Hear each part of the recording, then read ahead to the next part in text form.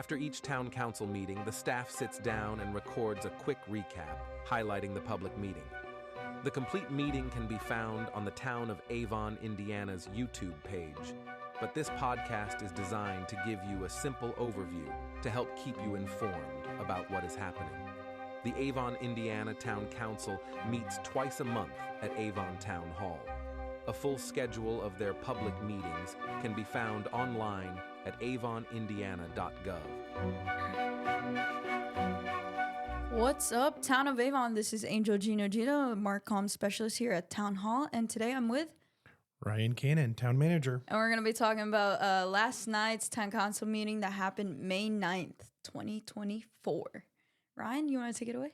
Yeah, it's crazy. It's May already. Time's flying. Yeah, it's exciting. The race will be here before we know it. So, Oh, yeah. well, hello, everybody. Thanks for listening in on our podcast today. Did want to give you an update on what happened at our town council meeting last night. We did have department updates. So we always talk about the first meeting of the month that all the department heads get up and kind of give the town council brief updates. I will not summarize those, but if you are interested in the reports that were provided by all the departments, you can tune into our live stream meeting on YouTube. It was not 14 hours long. It was a 14-hour long meeting. Yeah, it wasn't.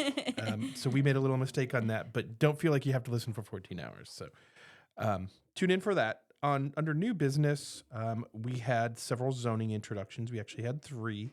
The first one was one on behalf of the town of Avon. I know over the last couple of years, the town has had a sign out at the corner of 100 South and Dan Jones Road that said, coming soon, a new park.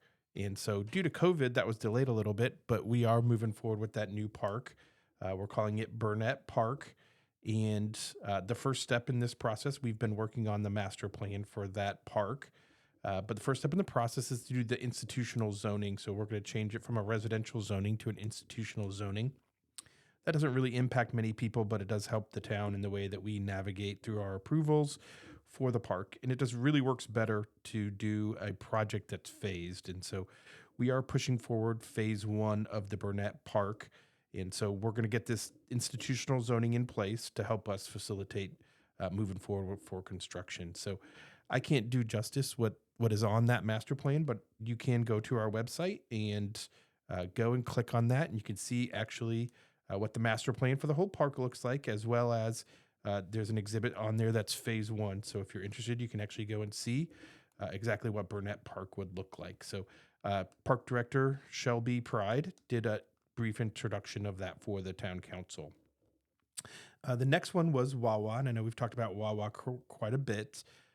Wawa had some substantial comments that were provided to them when they went to the Plan Commission. So they have kind of stepped back a little bit and re-looked at their site, and they've made some modifications. They've added some additional land to their proposed development and have kind of changed their zoning layout. So they came back to the town council and shared that information with them. Again, if you're interested, you can see that online. That was just an introduction. And then the third one we had was Royal Grove, which will be in the northwest corner of County Road 900 East and County Road 200 North. Royal Grove is a proposed subdivision by Lennar, and it's a mix. It's about 175 units. It's about 100 townhomes and about 75 single-family homes. And so Lennar is proposing that. They're requesting a rezoning from an R2 district to an R3 district. R3 allows a few more homes. So there was some discussion on that. And again, just for everybody out there as an educational, the town of Avon does not bring these developments to us. These are proposed developments to the town. It doesn't necessarily mean the town likes them or thinks they're the right thing, but the developer has the right to propose this development on their property. So just again, a little clarification for that from people. People think that the town is bringing these and we are not. So those were all the zoning introductions. We also had street sweeping quotes. We had our previous contractor was unable to deliver, so we got new quotes. And Fox Contractors, who, for those of you who are familiar with Avon, Fox Contractors does our snow removal for us. They were the low quote to do street sweeping. So for those of you who are tired of seeing sand And dirty streets, we're going to be out. Actually, I think they're starting today. So you may see them out in your neighborhoods and see them out sweeping all of our main roads here in the next couple of weeks. So you can look forward to that. The next agenda item was community crossing matching grant agreement. Our public works director, Steve Moore, did a fantastic job, and we were able to secure $1,155,000 worth of community crossing matching grant funds from the state of Indiana. And so in order to get those funds, we had to enter into an agreement with NDOT. And so the town council approved that agreement last night. You guys can look forward to those paving work to start taking place in probably between June and October. So stay tuned to a lot of extra paving going on in the community thanks to Steve Moore and his efforts on that, and as well as money from the state. The next agenda item was tax abatements 2024 compliance forms. Every year on any tax abatements that people provide or that the town has provided to developers, they must submit a compliance form that says they have fulfilled their obligation of investment or hiring or whatever their commitment was to the town. In order to receive that tax abatement, they have to provide the town council an annual update. So we actually have 5 projects that have tax abatements. We only received the compliance forms from 2 of them. So 10144 Veterans Way and 10207 Veterans Way. So the town council reviewed both of those. Staff said both or recommended that both were substantially compliant with their approvals, and we recommended approval. So those 2 were approved. The other 3, Avon Landings, Avon Logistics, and Rise, they still have some additional time to do that, but we tabled their compliance forms until the next meeting. After that, we had a plethora of ordinances. So I'm going to try to go through these quickly, but we did have 7 of them. So the first one was a Mission Foods rezoning, which again, I think we've talked about before. They are proposing an industrial building on the south side of County Road 100 South. Mission Foods is already in the building, and they've purchased the land adjacent to it and have asked for that property to be rezoned I-2, which is similar to that. The town council did approve that rezoning 5-0. The second ordinance we had was 8447 East US Highway 36 rezoning. This is property right by Casco Drive. It was just under about an acre, and it was currently zoned industrial, and they were asking for it to be rezoned to commercial. There was quite a bit of discussion on this rezoning. I think in general, the council was supportive of this area being commercially zoned. It's consistent with the rest of the corridor. However, the developer didn't have specifics about what the project would look like or what would actually go on it. And so I think that was a little frustrating to the town council. They did vote on it and actually voted to deny the rezoning 5-0. So that did not get approved. The next 5 were the town has asked our town attorneys to review our town code. It hasn't been updated, or there's a lot of sections that haven't been updated since we became a town in 1995. So in 25 years, a lot of the provisions, or actually 28 years, a lot of the provisions haven't been updated. So they're kind of starting in the front. So a lot of these are kind of amendments just to bring things up to date and to make sure that they're compliant with current state law and that there haven't been changes in the law, and kind of just cleaning things up. So the first one was Town Code Revision Chapter 1, Article 1, which is amending penalties for violations. It actually allows the town, if you're a repeat offender, to fine you more.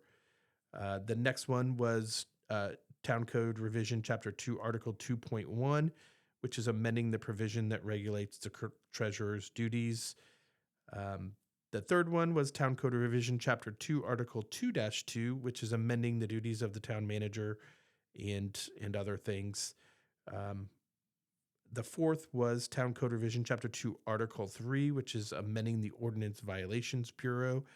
That is, if we need to write tickets for people who are in violation, the Ordinance Violations Bureau is the mechanism by which we do that. And the last one was Town Code Revision, Chapter 2, Article 4 and 5, which is amending the duties of the Plan Commission and the BZA. So again, I gave you a very quick 10,000-foot level overview of those. If you're really interested in the gritty details of those ordinances, go check them out online on the website. Check out our 14-hour long live check stream. out our 14-hour long pod stream. Ryan, when's the next meeting? The next meeting is May 23rd at 7 p.m. We do apologize for all the technical difficulties that was happening last night. We promise it wasn't the geomagnetic storm that's happening right now. It was just a little mishap. I mean, we are human, so please take it easy on us. We got a 14-hour live stream to go for it. So we did, yeah, it was a marathon. So hey, if you stuck out for the whole 14 hours, I am so sorry. But Ryan, what do you think about the Pacers? Wow, good question. What about tonight's game? Big game. Well, I'm pumped for the game. It's such mixed feelings because I totally feel like the Pacers should have won the first two games. Yes. It didn't happen, though, so I'm pumped for tonight. I'm excited to see what they do. I remember this back. You're too young, Angel, but I remember in the 90s when the Pacers were in the playoffs, and I loved the vitality and the energy that the whole city got and was supporting the Pacers. So I'm excited to see that again. I hope the Pacers keep moving on and make this a really good series. I think they will. So I'm pumped for that. I'm excited, and I'm excited to see the city rally behind them. Let's go, Pacer Nation. Yeah, let's go, Pacers and Fever. And Fever. Can never forget the Fever. I heard they got a good dub last night. They Couldn't did, watch, yeah. But I saw some highlights. It was pretty impressive. let's go, Caitlin Clark. Yeah, We're let's rooting go, for you Caitlin all the Clark. way here in Avon. Move to Avon. Move to Avon. All right. Let me check. I have my phone pulled up. All right. Memorial Day, May 27th, Town Hall will be closed. That means that the May meeting for Plan Commission will be moved to a Tuesday, May 28th. Again, the May meeting for the Avon Plan Commission will be moved May 28th. Just thought I'd remind everyone, please do not come here on a Monday. We will not be here. No one will be here to open the doors. Just to let you guys know. Ryan, what are you doing this weekend? I have some volleyball tournaments. I have a couple tennis matches. Hopefully mow my yard if I can find some time, and maybe do some laundry since I've been wearing dirty clothes all week. Happy Mother's Day. Oh, Mother's Day, yeah. And I will be celebrating with my mom. To all the mothers out there, you guys are the real superheroes. We want to wish you a happy Mother's Day and have a great weekend, and we'll see you on the next one. Don't forget to smile. Bye.